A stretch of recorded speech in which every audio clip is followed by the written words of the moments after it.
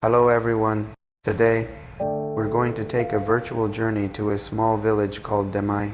Located in the northeast region of Haiti, Demye is a vibrant community, nestled amidst lush greenery and picturesque landscapes. However, despite its picturesque surroundings, the quality of life for the people of Demye is quite challenging. The village faces numerous obstacles, such as limited access to clean water, inadequate healthcare facilities, and a lack of proper infrastructure.